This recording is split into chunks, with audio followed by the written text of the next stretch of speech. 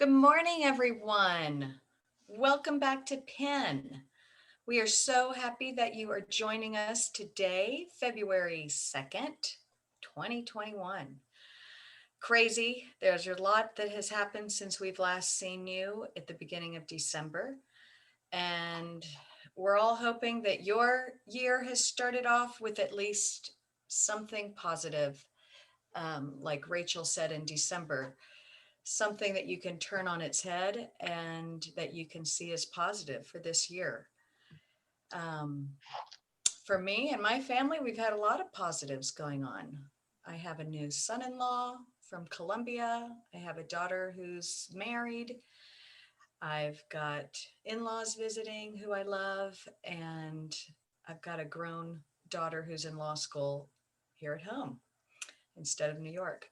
So life throws you some curveballs, and hopefully all of you are learning how to catch them and go with it. Today we have something that will be of great use and and just interest to all of you about parenting for your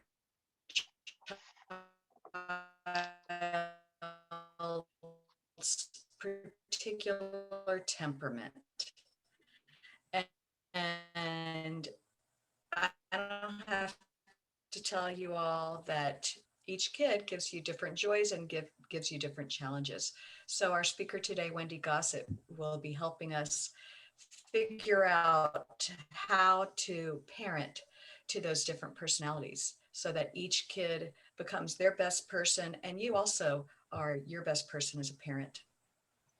Right now, I'd like to introduce to you, I think you're seeing all of us on the screen.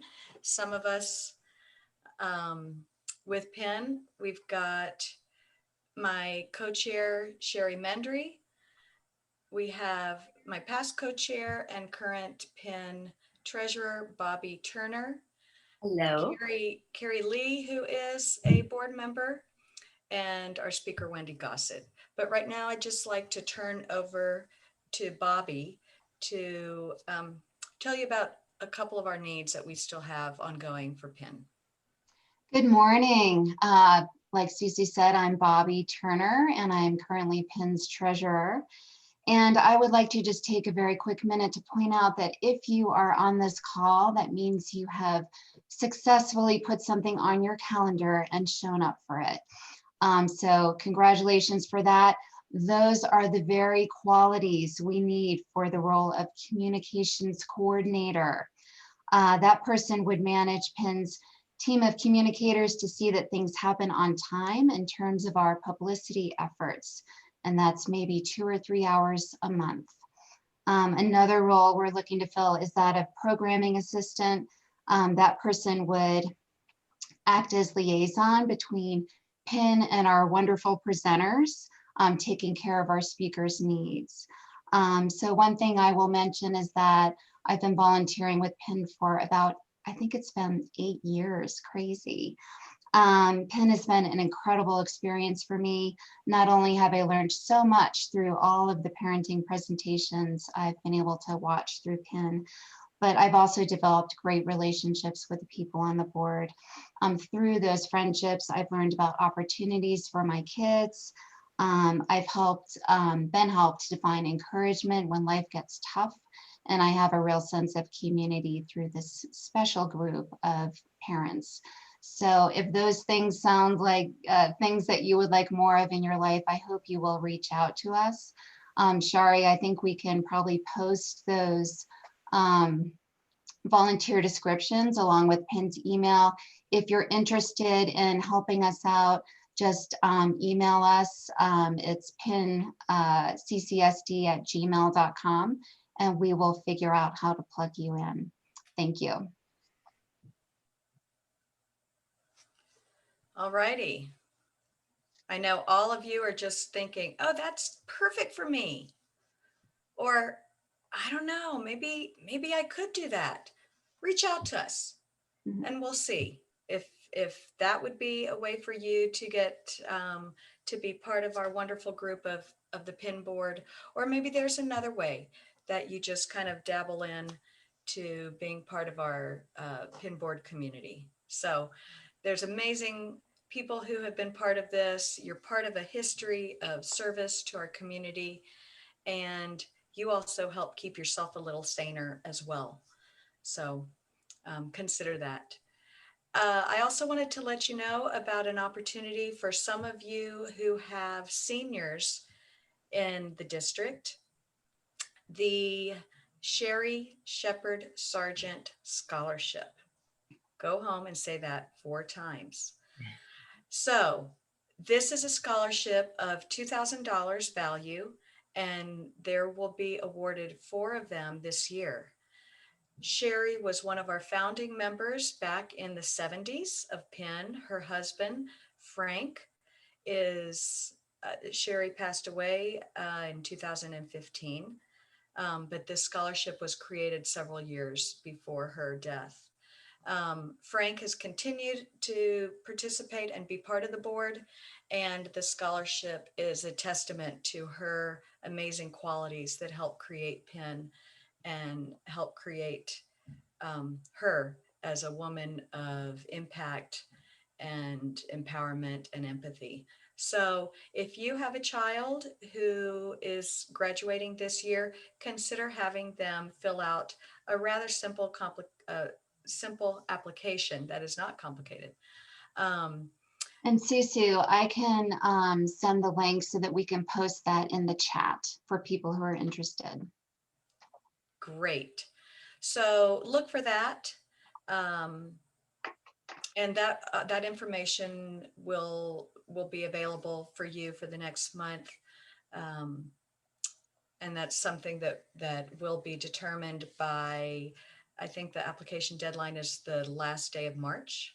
No, first day of March. First day of March. Yes. So you have a month to fill out, for your child to fill out this relatively simple application.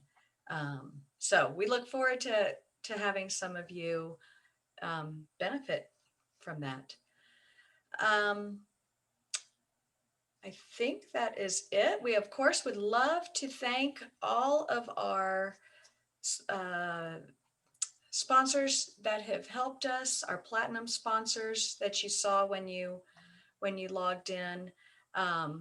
We could not do it without their help, for helping us stay online and available to you. Right there, you see Happy Canyon Flowers, Chili Camps, the Nectar Group, Induct College Impressions, and Sandstone Care. So we've had speakers from 2 of those sponsors this year alone. So we are just so appreciative for their support to the whole community, to each of you. So if you happen to need their services, let them know that you are part of the Penn community. So right now, let's not delay any longer. Let's get into what you are here for. So grab a pencil, pen, paper, open up a document, and get ready to take some notes and learn how you can live life a little more peacefully, a little more contentedly in your family, and hopefully a little more fun by parenting to your kids' personality. So I'd like to introduce to you Wendy Gossett, our parenting by temperament professional, who is going to teach us a lot. Wendy, take it away.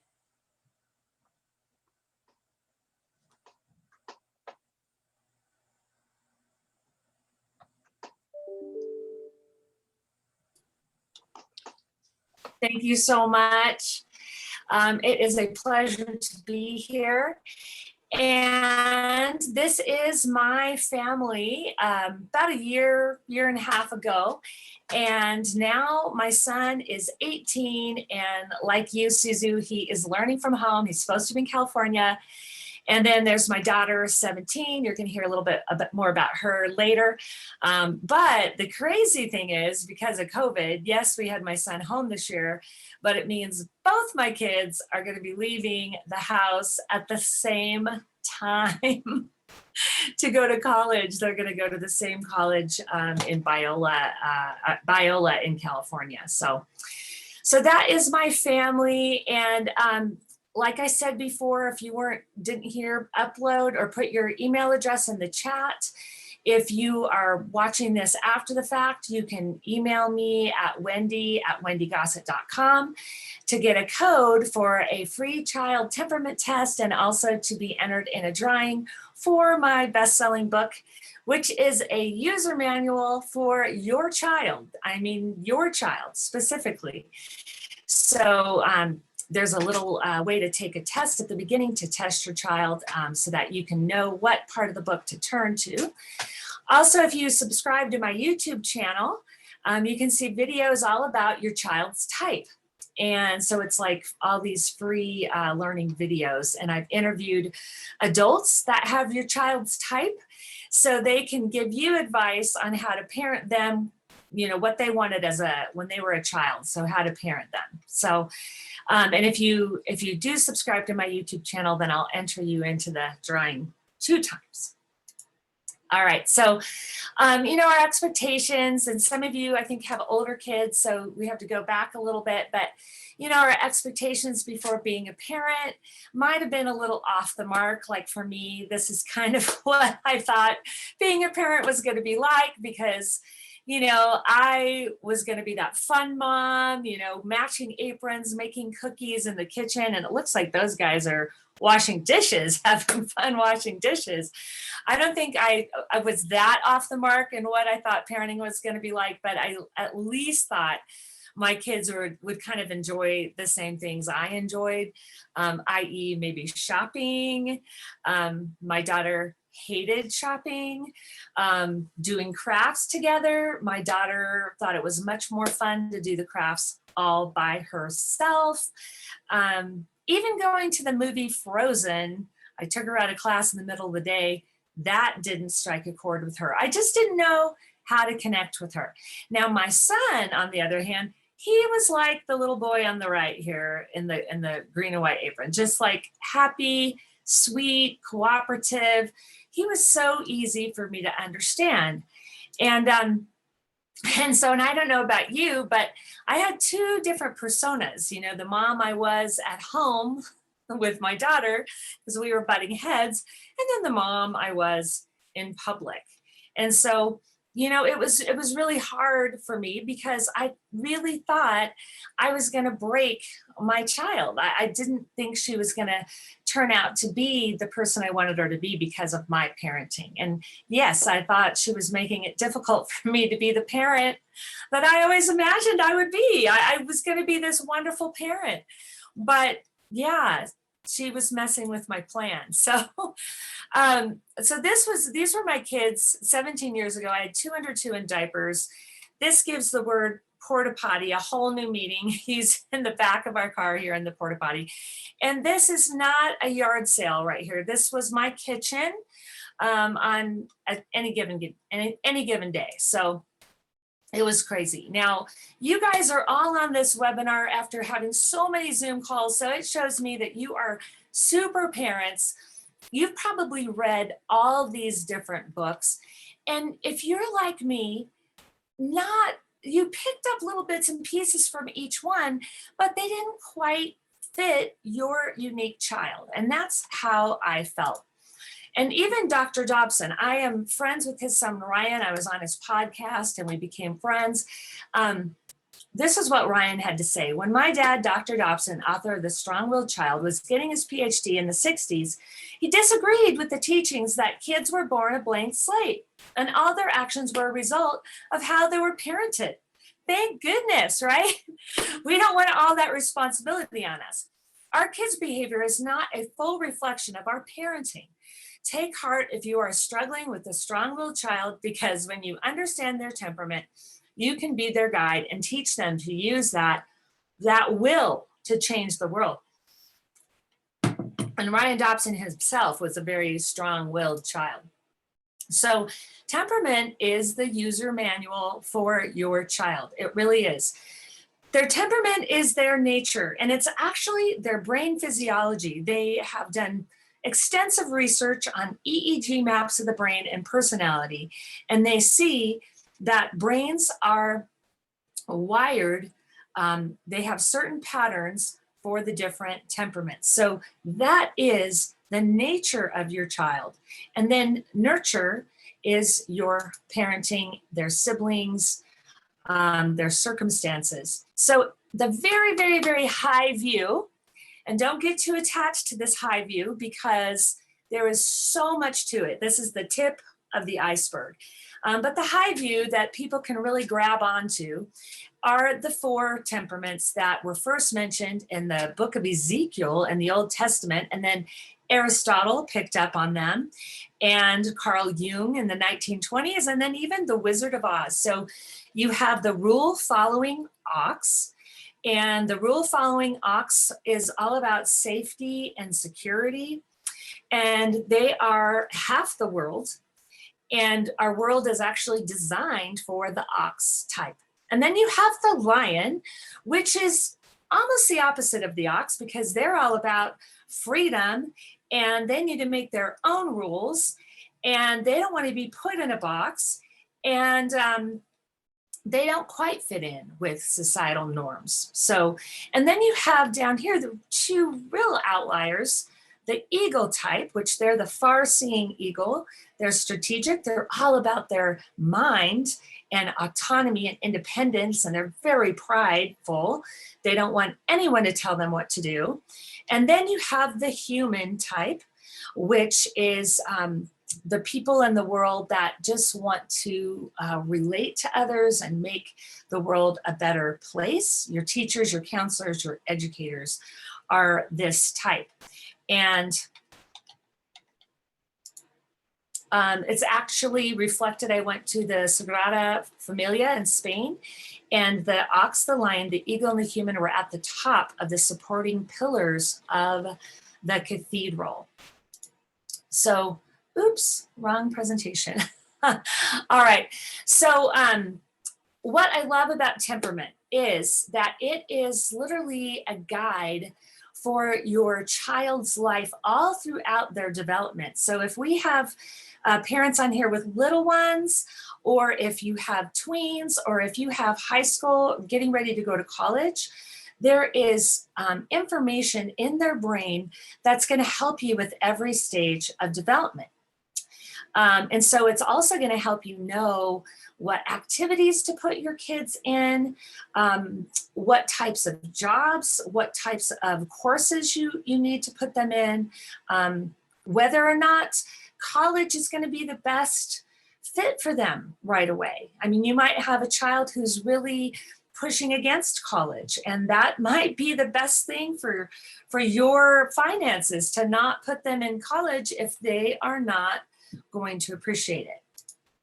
So the biggest parenting issues that I have seen in the course of my work with parents, and by the way, I have a master's degree in education. I've been in the classroom. I've been with all ages in the classroom. I've taught adults. I've done Myers-Briggs and the Enneagram and all types of personality tests in the corporate world. I've worked with educators. It's just my thing. So while I've been working with parents and seeing all these patterns, I've seen 3 big parenting issues, and these are echoed in all the parenting research, that parents have a distorted focus or a blurred perception of who your child really is. Parents have no way to forecast the future, dealing with the unknown, and they have no framework for responding to their unique child. So the first thing we're going to talk about is improving your focus.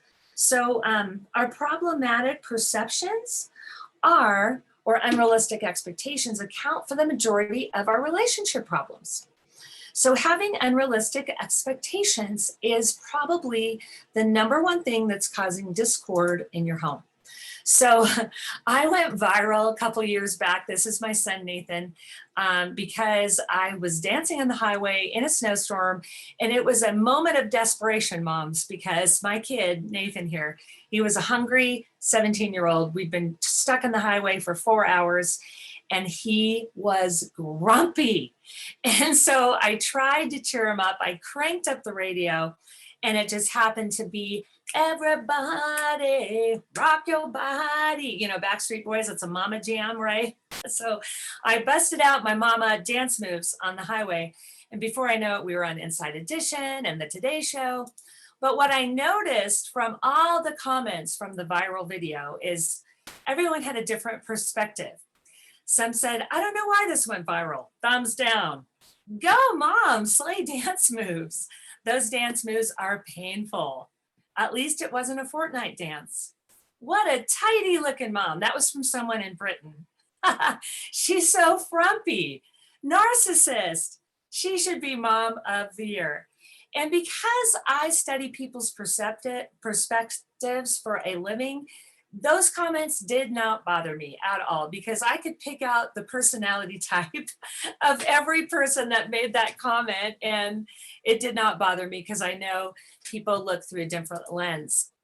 So we take in 400,000 bits of information every second, and we can only process 2,000 bits of information, so we delete the rest. And what we process is based on our biases, what is familiar to us, how we were raised. And so we have a distorted view of what reality is. And even Albert Einstein said that we don't really know what reality is. We have pi syndrome, which this is plank in the eye syndrome, where we can't really see our children clearly because we're looking through our expectations. So that was my problem with my daughter. This is my daughter, Jordan, when she was younger, and we had nothing in common. I would buy her a doll and she would take its head off and write on it with a Sharpie. I bought her a guinea pig and she dropped it so many times, the poor guinea pig got head tilt and was like circling in circles. And, we just didn't have anything in common. She did not like to be emotional. She was extremely quiet at home. And so I came to tears many times when I was trying to get through to her. And I sought out counseling. I went to the school. I thought I was going to ruin my child. And then to make it even worse, her older brother was like the perfect child. And so my poor daughter just felt like the family mess up, and it was breaking my heart. So I'm just asking you today to look at this list. And are you at the point in your parenting where maybe this is all you see in your child? All you see are the weaknesses. And this is where I was with my daughter. And what I didn't realize is that they were differences. They weren't weaknesses, they were just differences. And I was framing them as weaknesses. And so I had to relearn the way I parented her. So the way we talk to our children becomes their inner voice. And the way we see our children becomes the way they see themselves. And so I knew I had to reframe the way I saw my daughter, because the way I saw her was the way she saw herself. And so that is what I set out to do. So an 80-year Harvard happiness study was conducted, and this study showed that there is a genetic set point of 50% for a person to be happy. And what that means is that our temperament determines 50% of our ability to be happy. And out of 16 different types, I would say half of those types are wired to struggle a bit with being happy. They have many, many issues or different factors that kind of put them at risk. They're not resilient like our society tells them to be. They might not have that sunny disposition. They're not sociable. They're isolated. So all of these risk factors that make it harder for them to be happy. And that is 50% of a person's personality. So parents, you don't have a say in that. Now, I'm not saying that kids have a fixed mindset. I'm not saying that at all. I'm saying that half is nature. Now, the other half is the growth mindset, mentality. It's intentional activities. And this is how you can frame your child's temperament. This is how you see them. This is how you talk to them. This is how you teach them to be a leader of themselves, self-leadership. And then the other 10% is life circumstances. So I'm working with a mom right now that is all she cares about, is the life circumstance. Like how much of a scholarship her daughter's going to get and what college her daughter's going to go to. And instead of focusing on the connection with her daughter, she's focusing on all the problems, all the circumstances in life. And so it's really driving a wedge between she and her daughter. So I had to learn to see antisocial in my daughter, and that's her in the middle.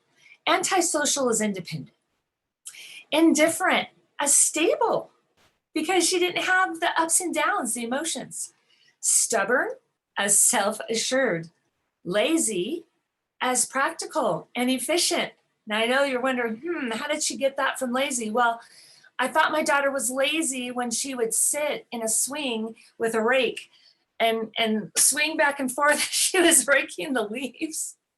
Or when she took all the clothes and when I told her to clean her room, she took everything in her room and put it under the bed. And it took her 10 minutes to clean her room.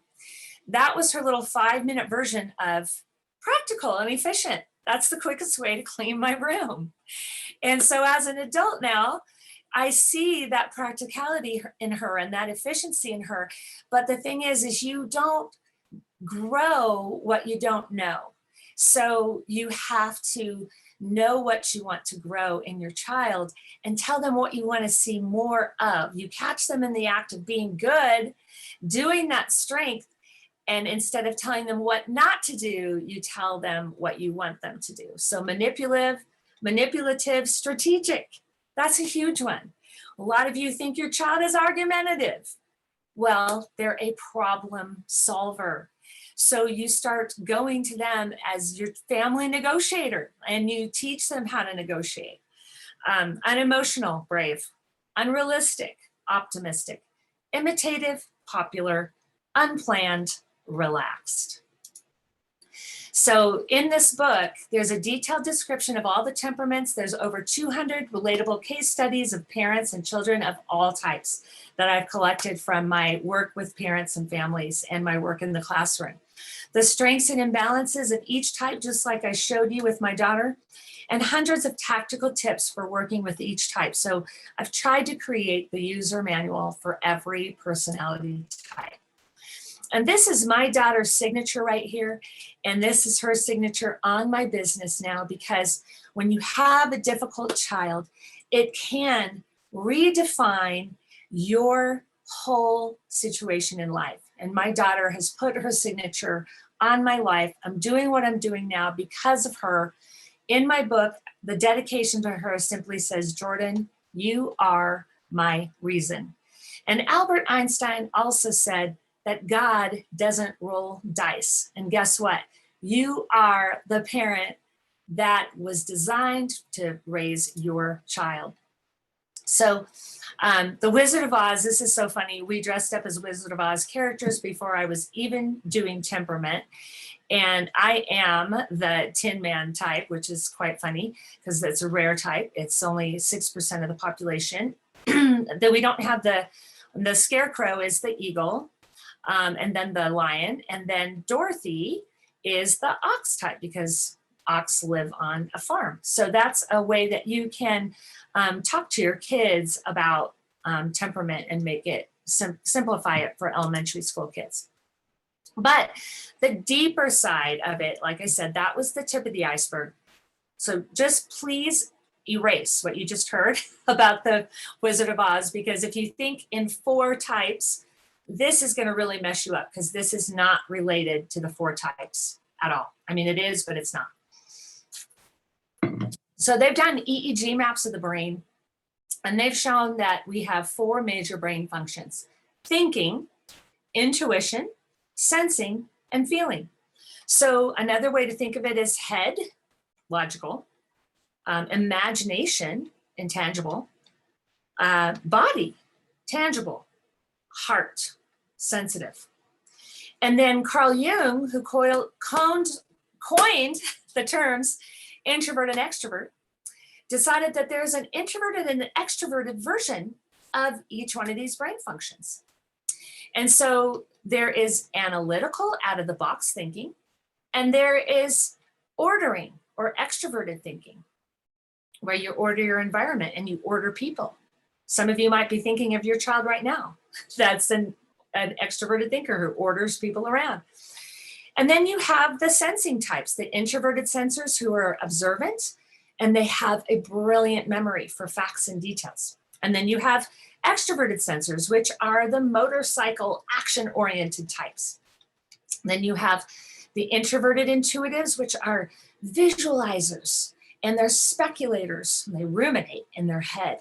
And then you have the extroverted intuitors who are just into everything, and they're all about possibilities and exploring, and they learn from doing.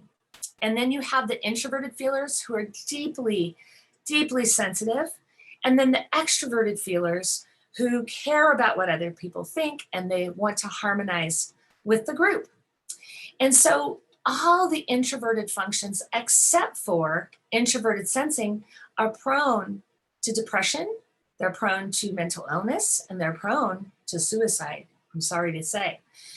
Introverted feeling here is number 1 and number 2 for in the mental illness, substance abuse, and suicide risk.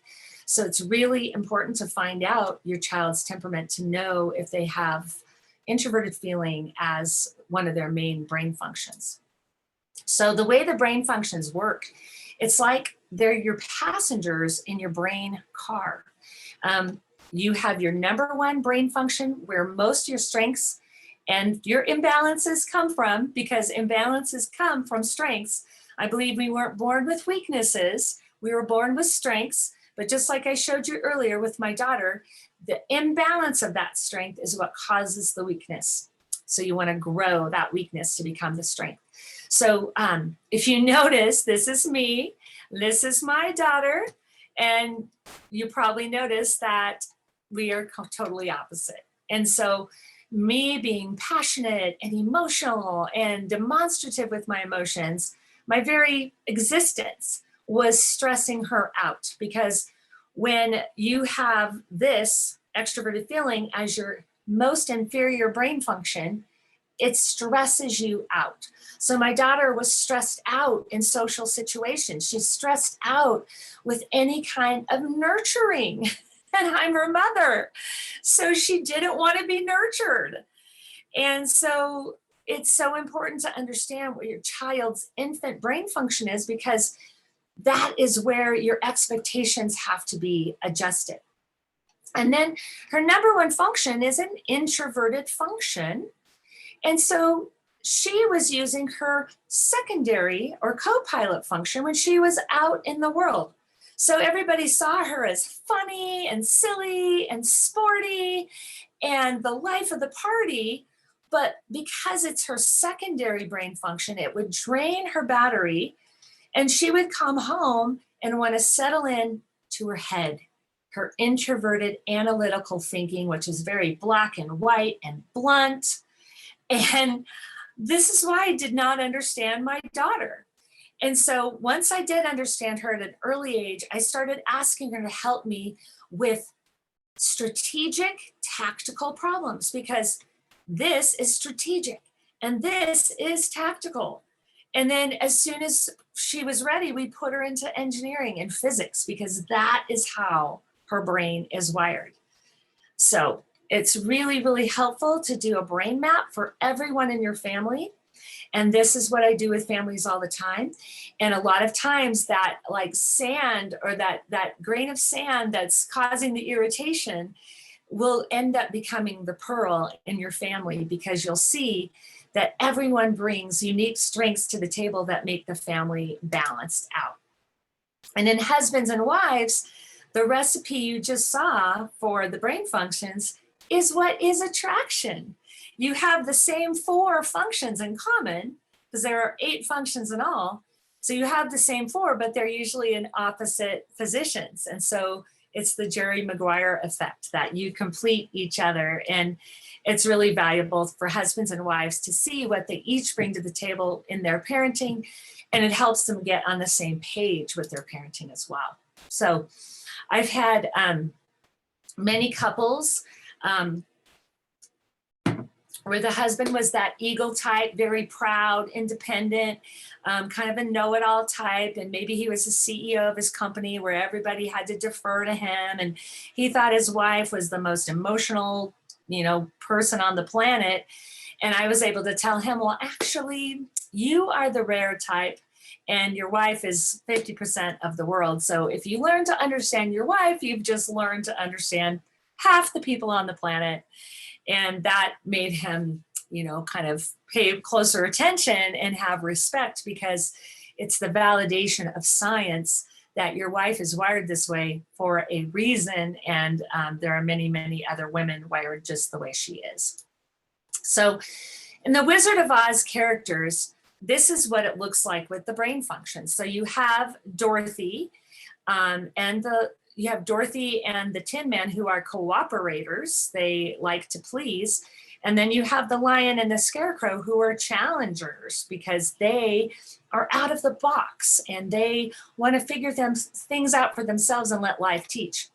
Now, but each one of these types has a different leading brain function. And so they look very, very different. So the Dorothys here that are introverted, they're going to be very, very different than the Dorothy who has extroverted feeling, which is the Dorothy we see in the movie. And then the Dorothy who has extroverted thinking as her driver is going to seem like the CEO of the company with her briefcase. She's going to be a whole different kind of Dorothy. And then you have the Lion here. You've got the typical lions, which are the ones with action as their number one brain function and bravery. But then you have this squishy, sensitive, extremely deep emotional lion. And that really can cause some issues in a person's persona, especially if they're a boy, because they feel like, I have this heart of a lion and I feel brave and I'm out of the box, but I know inside my brain is wired so sensitive. And so they tend to deny their sensitivity. And I see in adult men just tattoos all over, and they're wearing a leather jacket and they're driving a huge car, a huge truck, because they're trying to deny who they are. They're trying to deny their sensitivity. And this is the artist type. They're often our greatest artists in the world. And then you have the extremely sensitive Tin Man down here as well. Another type that really struggles is the introverted thinking Scarecrow, and also the introverted intuitive Tin Man, are all types that really, really struggle because they're not in their body, they're in their head or their imagination or their heart. They're ruminating a lot. So forecasting or proactive parenting, some of you have younger kids, and even those of you who have older kids will help you forecast what is the best path for them. And also knowing what is normal for your child. I kind of consider myself the normal bar for behavior. And I have a lot of parents that come see me first before they go to see any other specialist, because some issues your child may be having can be explained away by their temperament. I just had a family come to me with really serious potty training problems, and they've seen everyone. And I was able to tell them, well, your daughter is fear-based. And so, because I know her temperament, and so chances are she needs exposures to the things she's afraid of, because she's being OCD about getting sucked down the toilet, or bugs coming out of the toilet, or maybe the dark room, or being alone. So many things, or maybe the sound of the toilet flushing is too loud. It's frightening for her.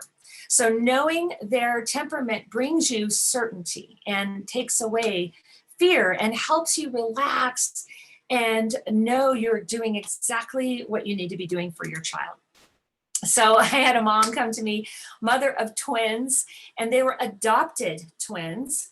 And she was horrified because one of the twins would take her finger and run it along a dirty car and then lick her finger. And so she liked eating dirt, basically. And I just laughed and smiled because that was my daughter. She's a sensory seeker. That's her number 2 function. And she would eat sand when she was a little girl. She would just eat sand. And this mother was an intuitive scarecrow. She was the most rare type. And then her biological son was the most rare type. So her lens was so blurry and so skewed in what she thought was normal. And so I was able to tell her that her adopted kids were not traumatized. They were sensory seekers. So buckle up. And so it helps you know what kind of sports and activities and what kind of coaching styles. This is my son here playing the bass drum. We started him out in cross country, actually football, soccer. He'd run the other way on the soccer field, hated football, tripped, broke his arm twice in cross country. So we finally settled on the band for him. And so you don't have to do trial and error. You can know what activities are best for your child if you know their temperament. There are some girls who will have nothing to do with ballet. They'd rather do dirt bike racing. And there are some boys who would rather just play chess. And it's okay. You want to go with the flow of their temperament because that is where they're going to have the best chance of being the best version of themselves they can be. So it also helps you to know what kind of schools to put them in, the teaching styles, the learning styles, the types of colleges that you're going to pick for them. So I just had a pair of parents come to me. Their son is 28, and they were worried that he was failure to launch, because he had been a great student all throughout high school. And then his senior year, something changed drastically. They sent him on a trip to Belize, a mission trip, and he came back and he wanted nothing to do with school, and he barely graduated. And so his parents were just completely concerned because instead of going to college, he went and became a ski instructor. And I just told his parents that he was seeking out his personal identity and he needed to learn from life. He was a feeler lion. And so he wanted to please his ox parents, who were very in the box. He wanted to please them, and he had been living their identity all through his senior year. But when he went on that trip to Belize, he had freedom and he thought, there's a whole world out there that I need to explore. And so he needed to fall and learn from the school of hard knocks, and his parents needed to let him do that. So some types fear chaos, some types fear control, and some types need validation from others. This is kind of the basic core drive of each temperament. So having a framework for how to respond to your child when they're really young can help you know, like I said, with the potty training situation, are they curious? Or are they being strong-willed? They could just be curious. So I think most of you have older kids. So parents must set the example and lead. And the definition of a leader is someone who influences the thinking, behavior, and development of someone. And according to the Harvard Business Review, the number one quality of a leader is self-awareness. And parents are leaders. And so parents need to know their strengths and, more importantly, even their limitations, because this is how you motivate your child. You tell them what your strengths are and you tell them how you would do this certain thing, but then you also say what your limitations are. And then you differentiate for your child. And when you share your own limitations, then it makes your child want to say, well, Mom, what are my limitations? What can I work on? And so it really does help with a parent being very, very laser focused in their self-awareness. So how does your way of thinking disconnect or connect with your kids and your spouse? So everything that irritates us about others, our kids and spouse, can lead us to an understanding of ourselves. So there are all different types of parents. There are the uninvolved parents, the permissive parents, the strict parents, the overbearing parents, and then the balanced parents. And the more extreme you are, sometimes the harder it is to see that you are that type. And this is just a chart to kind of see where you fall. If you want to kind of run your finger down, are you overly connected, very connected, connected? And then run your finger over. How flexible are you in your parenting style? And then that's kind of where you can find yourself. So I do mommy retreats for moms individually, just so that they can kind of find their strengths, especially if they're maybe thinking about getting back into the workforce. So do you let life teach?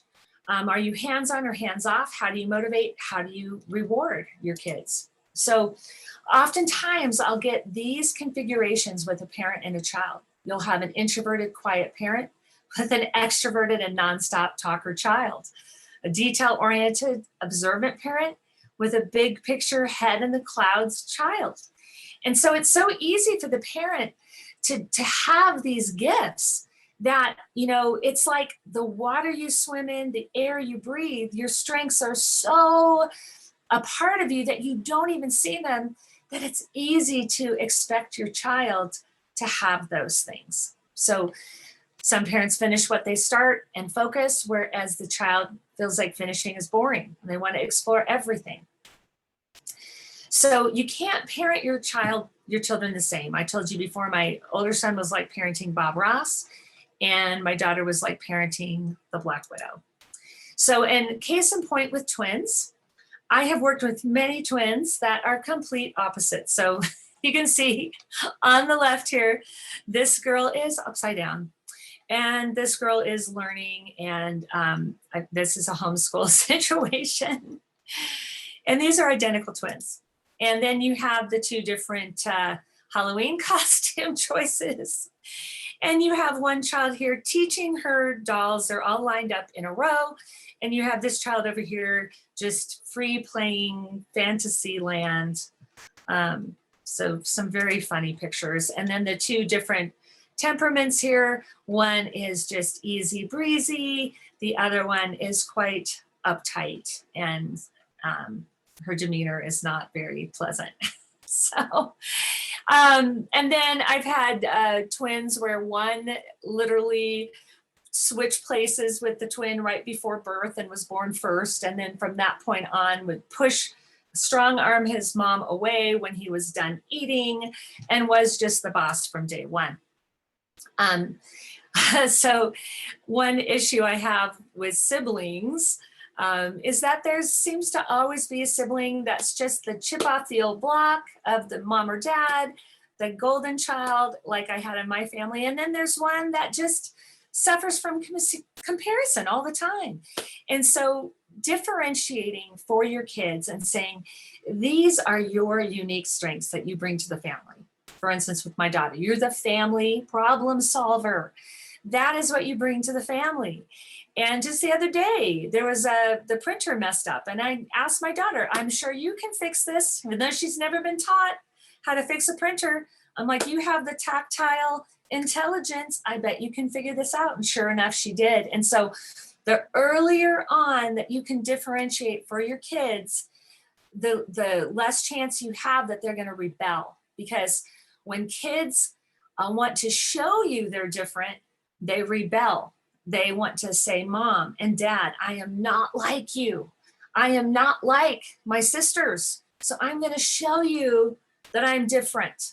And so if you do that for them early on, it really, really helps. And it doesn't have to be early on. It's not too late. If you have a high schooler, you can start doing with this right away and really, truly see them for who they were designed to be. So, you know, we often have people giving us advice, like maybe grandparents, in-laws, giving us advice. And so this gives you the peace of mind and the confidence to know that you are parenting your child exactly the way they need to be parented. So one of the most common issues that I have when working with parents is for children that lack empathy, especially girls that lack empathy. So 75% of women are feelers. And so our society expects little girls to be feely. That's what I expected of my daughter. And my daughter has the brain of a zombie slayer. Her brain is wired to be analytical and sensory, tactile. And so feeling or empathy is her most inferior brain function. So she had to be taught empathy, and she had a revolving door of girlfriends. She did not feel comfortable around girls. And so it wasn't a realistic expectation. And then society expects boys to be tough. And 75% of boys are thinkers, or they're head over heart. And so the feeling boys feel like they can't be true to who they are. And so it's very important to understand, if you have one of these outliers from what society expects, because society is already telling this child that you don't fit in. You have the intuitive children who see the world completely differently. They're only 14% of the population. They tend to show up with their own unique set of style because they don't care about trends. They tend to not be able to see something that's right in front of them. They have a vivid imagination, very high expectations. They might have had imaginary friends as kids, or maybe they collected odds and ends like toilet paper tubes and dryer lint, and everything had a possibility attached to it. Those kids are really different. It's like being a lefty in a righty society.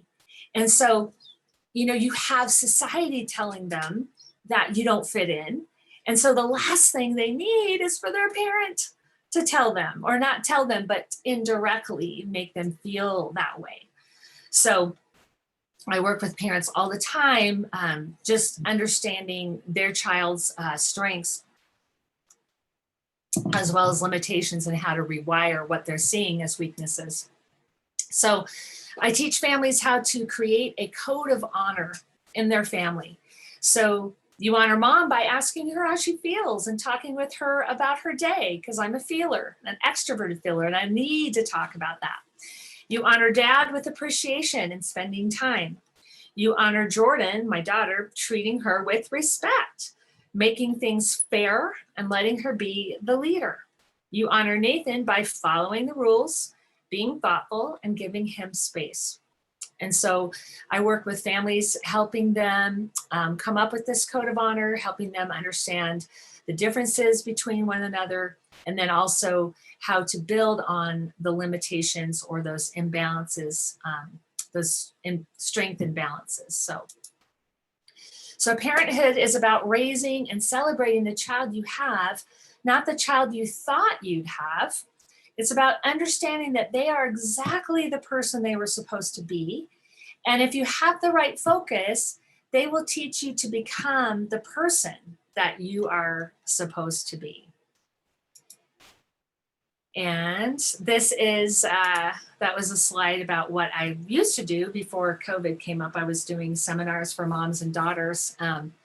So you can text your email, your name and email address to this number, or you can, there was my email earlier on that you can email me if you would like a free child temperament assessment. I only give out one per family. And so, and those results come through to me, and you'll get a video that explains the results of your child. And like I said, those videos are housed on my YouTube channel if you'd like to subscribe. I do a 15-minute chat for parents to talk about the results of that test, or just to chat about how I work with families. I have a free ebook on my website called The 14 Instant Ways to Connect with Your Child. And then I do a newsletter that has monthly tips and new YouTube videos that come out. So does anyone have any questions about any of that?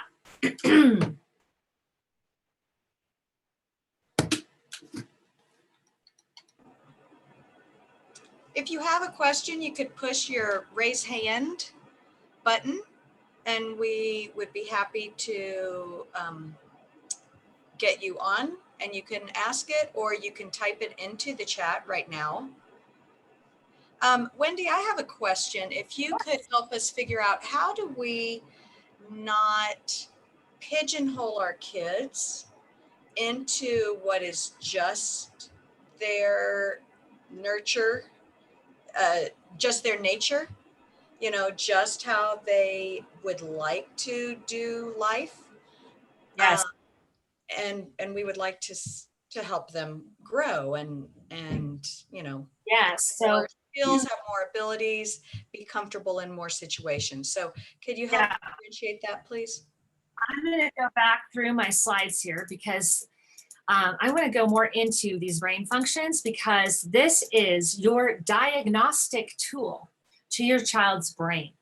And my daughter and I have actually done EEG maps because I work with coaches at neuro-optimized centers, because they understand the hard science of the brain and they see what's happening in the brain, but they don't understand how that equates to personality. And so I help them with that, because I am really well versed in not only the nature piece of temperament, but also the nurture piece of the Enneagram.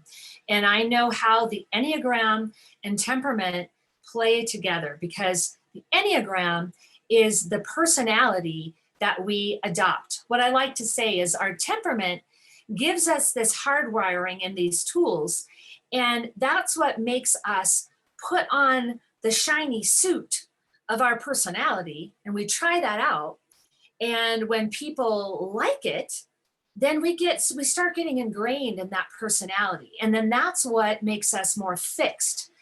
And so when you know what suit your child has decided to put on, those behaviors, then you can start opening their eyes that, you are more than that suit that you put on. You are more than that. And so you start, your clues for how to help them grow are in their brain functions. So for instance, my daughter here, when she seemed like she was just being completely reticent and indifferent and all that, I knew from looking at the bucket of strengths that go with introverted thinking, which is strategic, which is that problem solving piece I was talking about.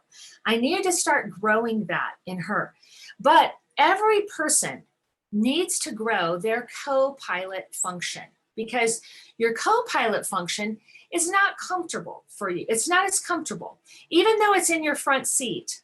What people tend to do is, if you're an extrovert, you tend to love your extroverted functions and you tend to loop them and forget about your co-pilot, which is an introverted function. So for me, that would look like, this introverted function for me is deep meaning and abstract thought and reading between the lines, and it's introspective time, like my alone time.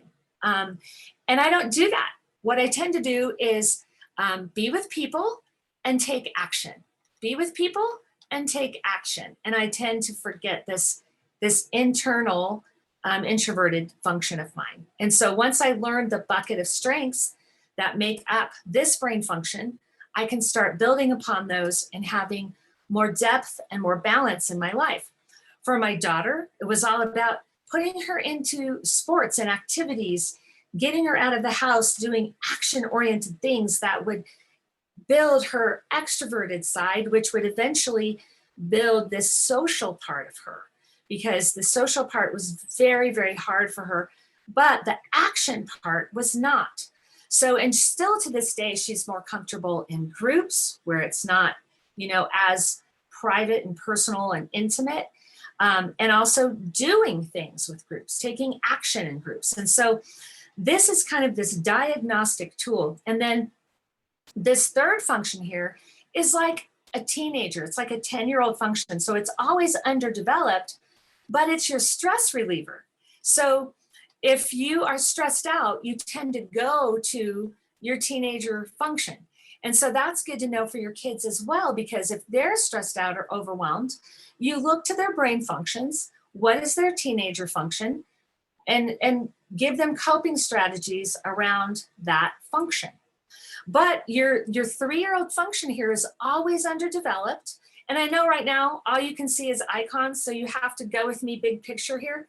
But for each one of these icons, there's a whole bucket of strengths and limitations and a whole section in my book about how to build that strength and what build that brain function. And so, but this is your diagnostic tool for how your child is wired, what they're good at, what they have capacity for, and what they're gonna struggle with.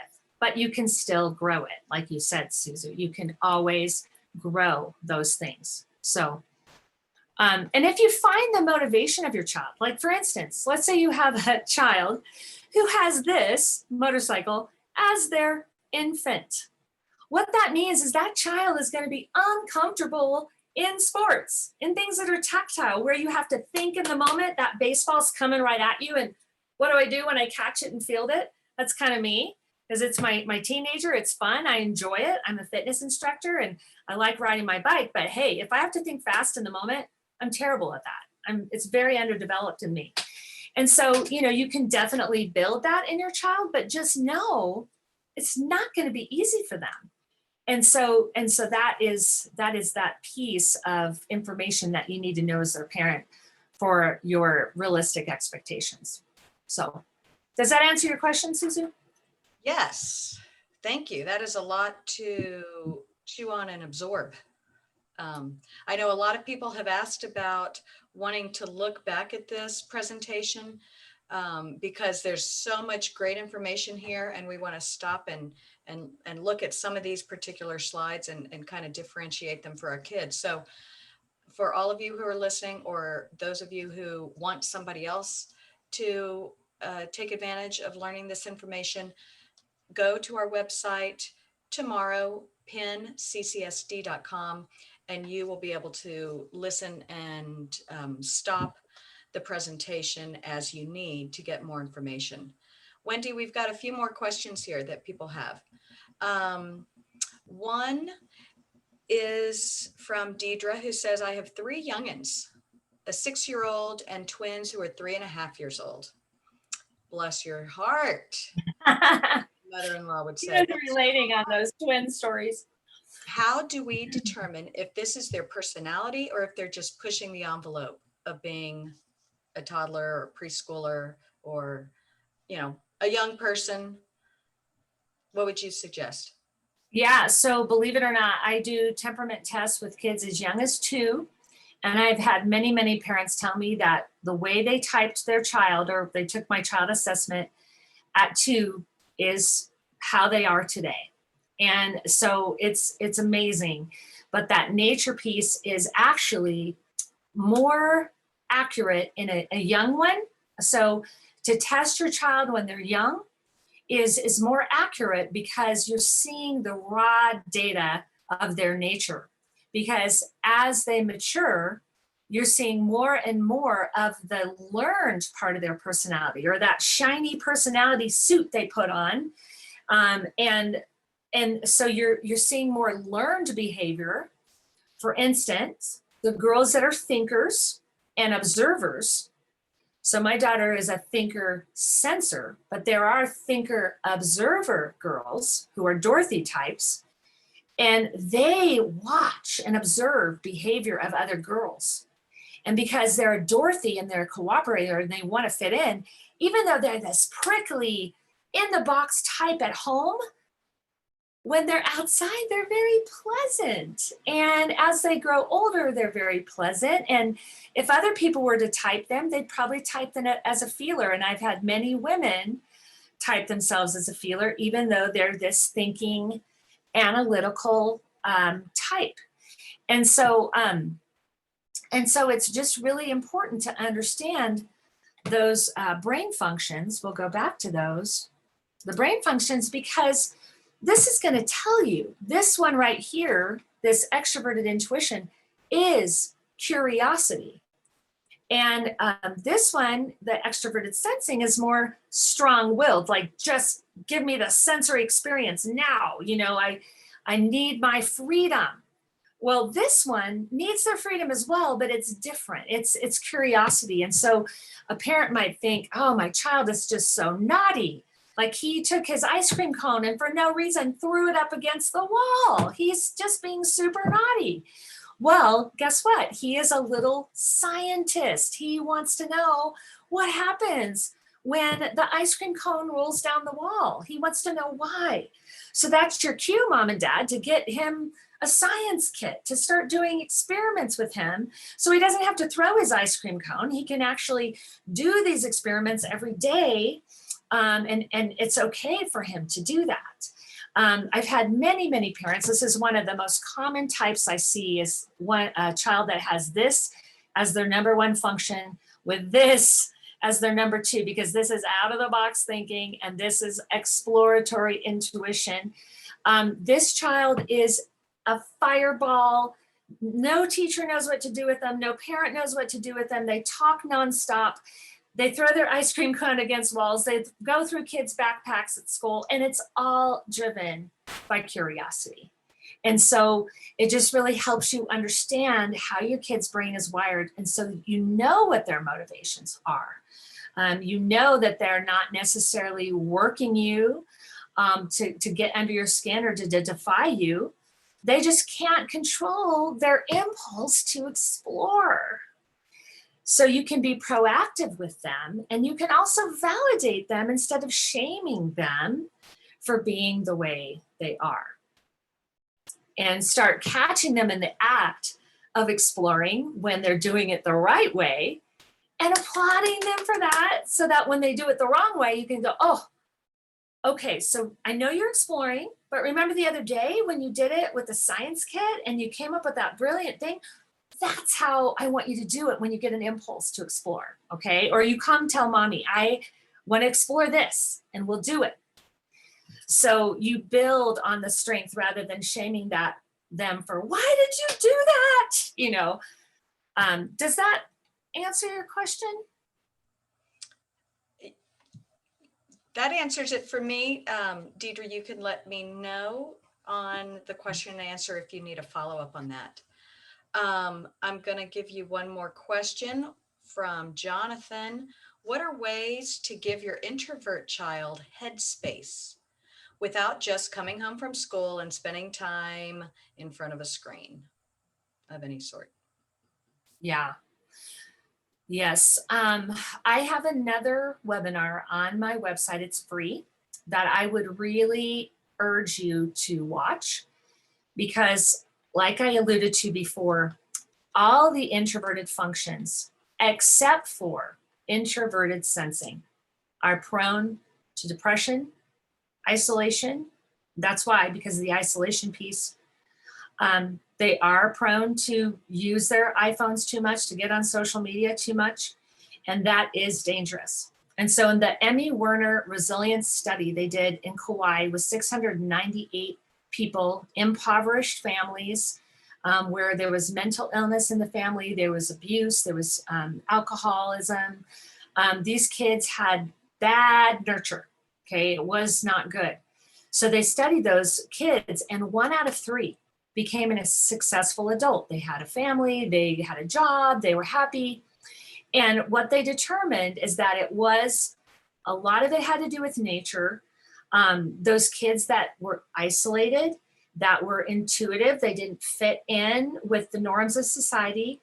They had a kind of a critical or prickly demeanor, so they didn't reach out to others. So that's introverted, and it's also thinking. And then they were scattered. They couldn't capitalize on their creative ideas, or they couldn't do well in school, or, you know, so those were some of the risk factors. And that seminar is free on my webpage. You should take a look at it, because the types that are most at risk are the intuitive or the imaginative types, the introverted feelers or the sensitive types, and the introverted thinker types. So to answer your question, if you have an introverted thinker on your hands, it's going to be different the way you direct them than your introverted feeler type and your introverted intuitive type, who's all about their imagination. So I have many, many tools for how to build and how to help those types. They are in that webinar on my website. But I don't know the type of introvert you have. So in a nutshell, the reason introverted sensors are not as at risk is because they are a body type. They're in their body. So just an example of this, when I was on the beach with my husband, who has this as his number one type, he's an introvert. I am a ruminator. I'm ruminating in my head because I'm a feeling type. And I'm ruminating in my head on the beach. And I go, what are you thinking about? He goes, oh, I'm looking at that island across the water and I'm wondering what the natives on the island are doing. And he's, noticing the people on the beach. He's in the moment, in his body. And what have we learned about mindfulness? You need to be present in your body, feeling yourself in the chair, like feeling reality, feeling grateful in the moment. And so that's why those introverted sensors are not as prone to the ruminating thoughts that introverted thinkers have, the ruminating imagination, speculating into the future, what if, the ruminating feelings, like, I wonder what people think about me. I wonder why I don't feel more significant or special in the world. And so it all depends on the type of introversion that your child has, how you are going to communicate with this child. Now, the introverted sensing child is prone to worry and can be prone to OCD types of things. And so that's a whole nother thing that parents have to know how to deal with, exposures to the things that make them nervous or make them worried, being able to name their OCD, name their fear, that sort of thing. So, but like I said, these brain functions are your diagnostic tool for how to work with your child. So I hope that answers your question. This is just so fascinating. I'm sure other people are just like trying to catch up and think of one child or even think of an adult, and you start understanding where people are coming from way more. Yeah. And I try to use icons that, and one word to kind of make it a little bit easier. But this introverted thinking, whenever it's an introverted function, it means it's personal to you. It's not for the group or for the world. So this introverted thinker doesn't care about the rules. It's their own rules. It's their own logic. So that makes them really hard to parent, and it makes them difficult in school, because if they think it's a stupid rule that doesn't make sense to me, that's difficult. So, and then you have introverted intuition, which is, it's an unconscious brain function. So it's constantly going, it's constantly turned on, and they're connecting abstract patterns in the world. And then all of a sudden, they'll have this aha moment where they just know something. And you can't tell them anything different because they know it and they can't explain why they know it. And then so it's fascinating. In the introverted feeling, your child is super sensitive, but they don't share anything with you. And it's because it's their own personal deep convictions that they feel, and they're private, and they have a real hard time expressing and processing in the moment. And so there are tools to work with to pull your introverted feeler out and to get them to share, because like I said, this is the number one and number two. Introverted feeling lions and introverted feeling tin men are number one and number two for suicide, mental illness, and substance abuse. So that is sobering. Yes, it is, for sure. We have a few more questions. We think our 9-year-old son might have ADD. How could looking at his personality help us?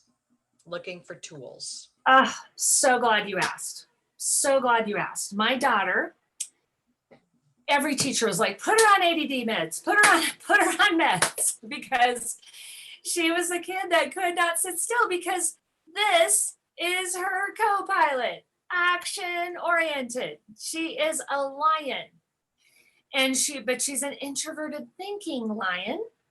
And her little brain wasn't fully developed yet in elementary school. So she is just all about action, and they put her on bouncy chairs and all that. But one thing about her is this action-oriented brain function is a practical, efficient. We talked about that a little bit. Practical and efficient. So she's like, wait, there's a drug that'll make me do better in school? Give me the drug. Give me the drug. That was her attitude. And so we're like, okay, after years of not wanting to put her on anything, we're like, okay, we got her a placebo. We got her pills that were a placebo because she's like, give me the drug. And so sure enough, we talked with her teacher, and we didn't tell her teacher what we were doing, but we said, we want progress reports. And so once we put her on the placebo, all of a sudden her behavior got better, because she thought that pill is going to fix me. And so her behavior got better. And so we learned that she could rein herself in, but then she got wise to it because she is a sensor type. She's a body type. So she got wise to it. And so then we actually put her on the real thing. It was a really small dose. And guess what? She is a type that needs to learn from life. She learned from life that she hated being on the drug, hated it, because she's a freedom seeker who now felt like she was in a cage. Her personality felt stifled, and she couldn't be herself. So she's like, please take me off, please take me off, please take me off. So we took her off. She was better from that point on. And so that also depends on your child's temperament. The ADD, the ADHD they have, it's different, different types of personalities. It's going to manifest itself differently. And then I can also kind of cue you in to when that's going to kind of level out, what age and what to expect down the road for that. Because I've just seen it many, many times in different personality types. But I've had many parents say that they wish they would have had their child's temperament evaluated before they made these, life-changing kinds of decisions for their kids. So if you were trying to just simplify and give us 3 top steps that you would recommend parents to do. In my mind, what I'm understanding is really focus on these 4 main functions, and potentially get your book and your temperament test, and then figure out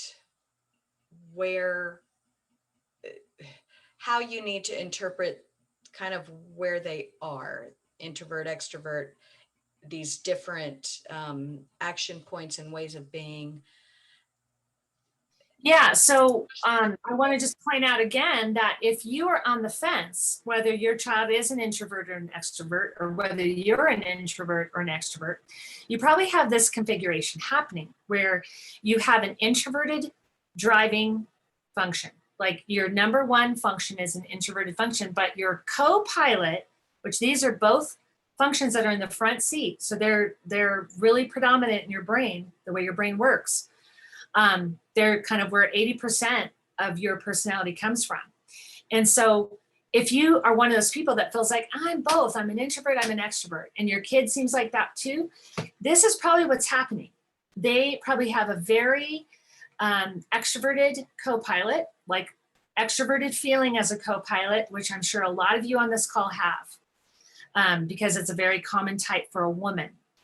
There's one type for a woman. It's actually 20% of society, which is huge when you consider that there are some temperaments that are 0.05% of the society. So one women type that is that most common type has extroverted feeling as their co-pilot. That means that when they're with people, they are sunny and warm and friendly, and they love talking with their friends, but and drains their battery, and then they have to go home. And so that is what is happening. And so so that is what could be happening if you're not sure if your child is an introvert or an extrovert. But you're spot on, Suzu. Like, you start here with these 4 brain functions, and kind of decide, you know, is my child more in the world of imagination all the time? Or is my child more of this kind of prickly, black and white, it's not fair thinker type? Or is my child just this soft, sensitive, really emotional feeler? And, you know, or are they like data driven, like information driven, like they're a little computer, like giving out facts all the time, you know, and they're in their body, they're very in tune to their 5 senses. You know, so it's a good place to start with these brain functions. And you might have even kind of spotted yourself here in this quadrant of 4, which one you think that you are. And so, you know, you could always start here, but then as far as knowing the 4 brain functions, you know, that's something that, you know, working with me is where you would go to find that out, or reading my book, like you said, Susu. So. Could you just hold up your book and mention, I don't remember if, I think that was on our pin flyer that went out to Yes. everybody. Yeah, it was. Okay. Yeah. So wonderful, wonderful resources. I think I got all the questions and comments for everybody. There's a lot of positive comments, Wendy, and there's a lot of email addresses. So this is being recorded. You'll be able to access those and follow up with sending information to people. So wow, what a great way to start February, and just thinking about our kids in a different way, thinking about our relationships and knowing that there's hope, that there's growth available to us. So thank you all for being part of our virtual now PIN Community Parent Information Network of Cherry Creek School District.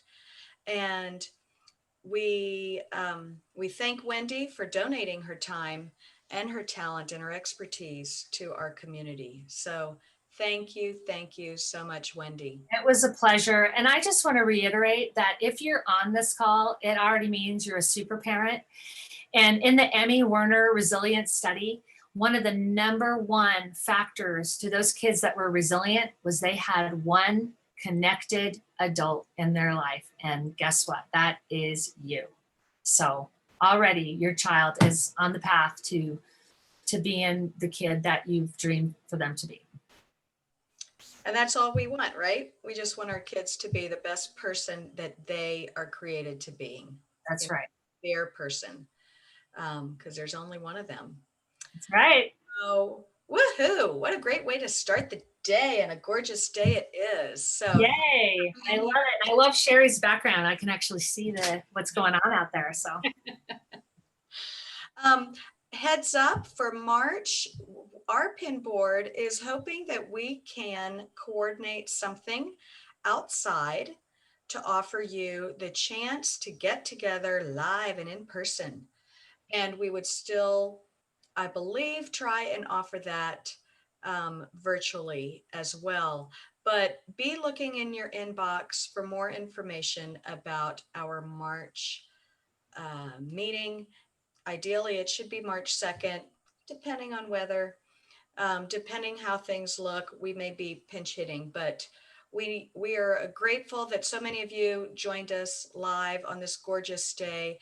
But we want to try something a little different to start easing us back into connecting with one another live and in person. So stay tuned for that. Until then, thank you for being here, and we wish you a wonderful, beautiful Tuesday. Go out and be your best self. Bye-bye. bye-bye.